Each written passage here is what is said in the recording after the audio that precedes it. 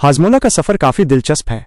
1970 के दशक के आखिर में भारत में लोगों को स्वादिष्ट और पाचक टैबलेट देने का आइडिया आया। सबसे पहले इसे Dabur India limited, Dabur India LTD ने बनाया। डाबर उस समय से ही आयुर्वेदिक और हर्बल प्रोडक्ट बनाने के लिए मशहूर था। कंपनी के विशेषज्ञों ने सोचा कि ऐसा कुछ बनाया जाए जो स्वाद में भी चटपटा हो और पेट के लिए भी फायदेमंद हो। डाबर की रिसर्च टीम ने पारंपरिक भारतीय पाचक नुस्खों को ध्यान में रखते हुए इमली, काला नमक, जीरा, सौंठ और नींबू जैसे मसालों का खास मिश्रण तैयार किया। इसी से जन्म हुआ हाजमोला नाम की चटपटी गोलियों का। शुरुआत में ये सिर्फ छोटी सी टैबलेट के रूप में पैक होती थीं, जिन्हें लोग खाने के बाद पाचन सुधारने के लिए लेते थे। पहली बार हाजमोला भारत के उत्तर प्रदेश और दिल्ली के आसपास के बाजारों में उतारी गई। इसकी स्वादिष्ट खट्टी मीठी झंझनाहट ने जल्दी ही इसे पूरे देश में मशहूर कर दिया। बाद में डाबर ने अलग अलग फ्लेवर जैसे इमली, पुदीना और अदरक भी पेश किए। आज हाजमोला सिर्फ एक पाचक गोली नहीं बल्कि हर उम्र के लोगों की चटपटी पसंद बन चुकी है और इसका नाम भारत के घर घर में जाना जाता है।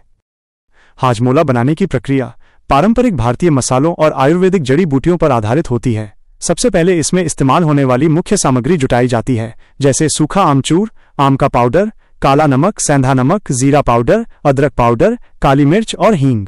इन सभी मसालों को अलग अलग अच्छी तरह साफ कर सुखाया जाता है। उसके बाद इन्हें बारीक पाउडर में पीस लिया जाता है ताकि मिश्रण एकदम चिकना और स्वाद में संतुलित हो। इसके बाद तय अनुपात में सारे पाउडर मिलाकर उसमें नींबू का रस या हल्का पानी डालकर गूंधा जाता है, जिससे हल्का सा गाढ़ा पेस्ट तैयार हो सके। इस पेस्ट को छोटे छोटे गोल आकार की टिक्कियों या गोलियों का रूप दिया जाता है। गोलियां बनने के बाद इन्हें खुली हवा में या नियंत्रित तापमान वाली ड्रायर मशीन में सुखाया जाता है ताकि नमी पूरी तरह निकल जाए और गोलियां लंबे समय तक सुरक्षित रहें।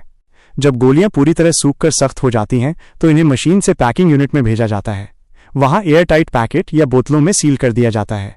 इस तरह से हाजमोला की खट्टी मीठी गोलियां तैयार होती हैं जो पाचन में मदद करती हैं और चटपटा स्वाद देती हैं। हाजमोला पूरे भारत में लोकप्रिय है, लेकिन सबसे ज्यादा खाया जाने वाला इलाका उत्तर भारत माना जाता है। खासकर उत्तर प्रदेश, बिहार, दिल्ली, हरियाणा, राजस्थान और पंजाब जैसे राज्यों में इसकी मांग बहुत अधिक रहती है। इन राज्यों की पारंपरिक खान पान शैली में मसालेदार और भारी भोजन का चलन है, जैसे दाल बाटी, छोले भटूरे, पराठे, कबाब, लिट्टी चोखा आदि। ऐसा खाना स्वादिष्ट तो होता है, लेकिन पाचन के लिए थोड़ा भारी पड़ सकता है। इसी कारण लोग भोजन के बाद या बीच बीच में हाजमोला की खट्टी मीठी गोलियों का मजा लेते हैं ताकि पाचन आसान हो और स्वाद भी बना रहे। उत्तर प्रदेश और बिहार में तो हाजमोला का स्वाद बच्चों से लेकर बुजुर्गों तक सबको पसंद आता है। मेलों, स्कूलों के आसपास की दुकानों और छोटे कस्बों के पान की दुकानों पर हाजमोला की बोतलें आम नजर आती हैं। दिल्ली और हरियाणा के ढाबों पर भी खाना खाने के बाद ग्राहकों को अक्सर हाजमोला पेश किया जाता है।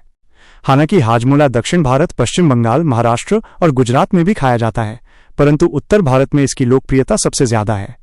वहां के मसालेदार खाने की परंपरा, पाचन की जरूरत और चटपटा स्वाद पसंद करने की आदत ने हाजमोला को रोजमर्रा का मजेदार साथी बना दिया है। भारत में बनने के बाद डाबर कंपनी इसे विदेशों में एक्सपोर्ट करती है। सबसे ज्यादा मांग दक्षिण एशियाई देशों में है, क्योंकि वहां के लोग भी भारतीय मसालेदार स्वाद और पाचन संबंधी हर्बल उत्पादों को पसंद करते हैं। नेपाल, बांग्लादेश, श्रीलंका और भूटान में हाजमोला भारतीय दुकानों के साथ साथ स्थानीय किराना स्टोर पर भी मिलता है। इन देशों में भारतीय खानपान और मसाले का असर गहरा है, इसलिए हाजमोला का चटपटा स्वाद आसानी से लोकप्रिय हो गया। मध्य पूर्व यानी खाड़ी देशों जैसे दुबई, यूएई, सऊदी अरब, कतर, ओमान और कुवैत में भी हाजमोला की अच्छी बिक्री होती है। यहाँ बड़ी भारतीय और पाकिस्तानी आबादी रहती है जो अपने देश का पारंपरिक स्वाद ढूंढती है। इसके अलावा यूके, यूएसए, कनाडा और ऑस्ट्रेलिया में बसे भारतीय परिवार और एशियाई स्टोर भी हाजमोला बेचते हैं। इन देशों में रहने वाले लोग इसे पाचन के लिए, यात्रा में या सिर्फ खट्टे मीठे माउथ फ्रेशनर की तरह इस्तेमाल करते हैं। हाजमोला का छोटा पैक ले जाना आसान होता है और इसका तीखा खट्टा स्वाद विदेशी ग्राहकों को भी आकर्षित करता है। इस तरह हाजमोला भारत की पारंपरिक आयुर्वेदिक पहचान को दुनिया भर में लोकप्रिय बनाता है। हाजमोला खाने से कई तरह के पाचन संबंधी और स्वाद से जुड़े फायदे मिलते हैं। इसमें आमचूर, काला नमक, सेंधा नमक, जीरा, काली मिर्च, अदरक और हींग जैसी आयुर्वेदिक मसालेदार जड़ी बूटियां होती हैं जो पाचन को स्वाभाविक रूप से सुधारती हैं। भारी खाना खाने के बाद या गैस, अपच, पेट में भारीपन महसूस होने पर हाजमोला चूसने से पाचक रसों का स्राव बढ़ता है, जिससे खाना जल्दी पचता है और पेट हल्का लगता है। इसमें मौजूद काला नमक और जीरा गैस को बाहर निकालने में मदद करते हैं और पेट फूलने की समस्या कम करते हैं। अदरक और हींग पेट दर्द, अपच और मितली जैसी छोटी परेशानियों को भी कम करने में सहायक मानी जाती हैं। साथ ही इसका खट्टा मीठा चटपटा स्वाद भूख को बढ़ाने में मदद करता है, इसलिए बहुत से लोग इसे खाने से पहले हल्की भूख जगाने के लिए भी खाते हैं। यात्रा के दौरान पेट गड़बड़ होने या खाने का स्वाद फीका लगने पर हाजमोला ताजगी देता है और मुंह का स्वाद बदलता है। हालांकि ये एक आयुर्वेदिक पाचन गोली है, फिर भी इसे संतुलित मात्रा में ही खाना चाहिए। बहुत ज्यादा खाने से एसिडिटी या ज्यादा नमक की वजह से ब्लड प्रेशर बढ़ने की संभावना हो सकती है। हाजमोला कोई दवा नहीं बल्कि एक आयुर्वेदिक पाचक गोली है, जिसे आमतौर पर पेट की हल्की फुल्की दिक्कतों या स्वाद बढ़ाने के लिए लिया जाता है। फिर भी कुछ स्थितियों, बीमारियों और अलग अलग स्वाद फ्लेवर के आधार पर इसका उपयोग समझदारी से किया जा सकता है। 1.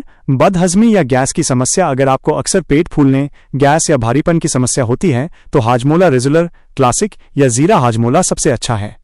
इनमें काला नमक, जीरा और हींग जैसे मसाले पाचन रस को सक्रिय करते हैं और गैस को बाहर निकालने में मदद करते हैं। 2. भूख न लगना। जिन लोगों को भूख कम लगती है या खाना खाने का मन नहीं होता, वे हाजमोला इमली या पुदीना फ्लेवर ले सकते हैं। इमली का खट्टा स्वाद और पुदीना की ताजगी मुंह का स्वाद बदलते हैं और भूख को उत्तेजित करते हैं। 3. हल्का पेट दर्द या अपच। हल्की अपच या पेट में गड़बड़ी में हाजमोला लेमन या क्लासिक फायदेमंद माना जाता है, क्योंकि इसमें अदरक और काली मिर्च जैसे तत्व होते हैं जो पेट की ऐंठन को कम कर सकते हैं। 4. यात्रा के दौरान मिचली या उल्टी जैसा मन। यात्रा करते समय चक्कर या मिचली की समस्या होने पर हाजमोला इमली फ्लेवर अच्छा विकल्प है, क्योंकि इसका खट्टा स्वाद लार का स्राव बढ़ाकर जी मिचलाने की भावना को कम करता है। कब और कैसे खाएं? खाने के बाद हाजमोला का सबसे अच्छा समय है खाना खाने के 10-15 मिनट बाद। इससे पाचक रस सक्रिय होकर भोजन को जल्दी पचाने में मदद करते हैं। खाने से पहले अगर भूख नहीं लग रही है तो खाने से 15-20 मिनट पहले 1-2 गोलियां चूस सकते हैं, इससे भूख बढ़ती है। यात्रा के दौरान बस, ट्रेन या कार में मिचली हो रही हो तो सफर के बीच में भी लिया जा सकता है। सावधानी, हाजमोला दवा नहीं है, ये केवल हल्की पाचन समस्याओं में सहायक है। दिन भर में 2-3 गोलियों से ज्यादा न लें, खासकर उच्च रक्तचाप वाले लोगों को, क्योंकि इसमें नमक की मात्रा होती है। गंभीर पेट दर्द, अल्सर या लगातार एसिडिटी जैसी बीमारियों में डॉक्टर से सलाह लेना जरूरी है। इस तरह अलग अलग फ्लेवर के हाजमोला को स्थिति के अनुसार सही समय पर लेने से पाचन और स्वाद दोनों में फायदा होता है। हाजमोला भले ही पाचन के लिए मशहूर है, पर कुछ हालातों में इसे खाने से बचना चाहिए।